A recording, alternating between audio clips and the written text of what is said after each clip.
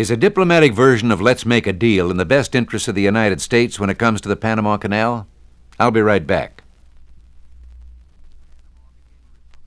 Panama became a republic in 1903 following its secession from Colombia. We recognized the fledgling state and later that year entered into a treaty with it in which we were allowed to lease in perpetuity the narrow strip of land in which the Panama Canal was to be built and operated. An American engineering achievement. The canal opened in 1914, and the United States has been operating it ever since.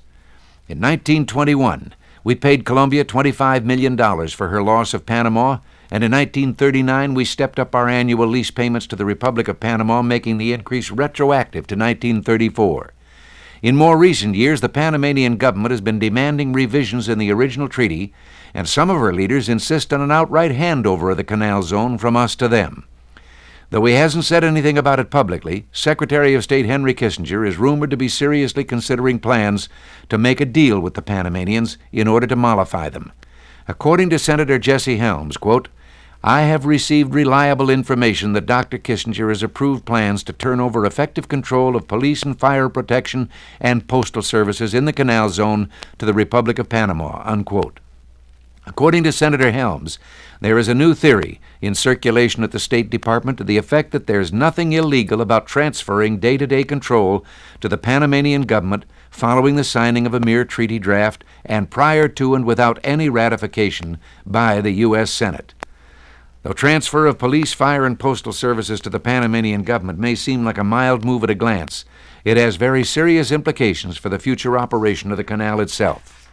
Police and fire protection for the canal workers and other U.S. citizens would be essential in the case of civil disturbances, always a possibility in this volatile part of Central America. In the case of postal services, U.S. citizens could be subjected to having all their mail monitored by the head of Panama's G2 section, Lieutenant Colonel Manuel Noriega, a man not unfriendly to the Cuban communists and one who's very influential in the current Panamanian regime. Not a pretty prospect if you're an American in Panama, is it? If Dr. Kissinger were to arrange such a deal, according to Senator Helms, there, quote, would be a rapid outflow of U.S. citizens from the canal zone. Operating the canal is a difficult, exacting task, where a few simple mistakes could close the canal for months. Any actions which encourage the out-migration of U.S. personnel is tantamount to abdication of the U.S. presence there, unquote. That the maintenance of the canal, open and in good order, is a necessity to the security of the United States should be obvious to every school child, let alone all the adults. If the rumors about this diplomatic version of let's make a deal over some of the workaday activities in the canal zone are true, one can and is forced to ask, why?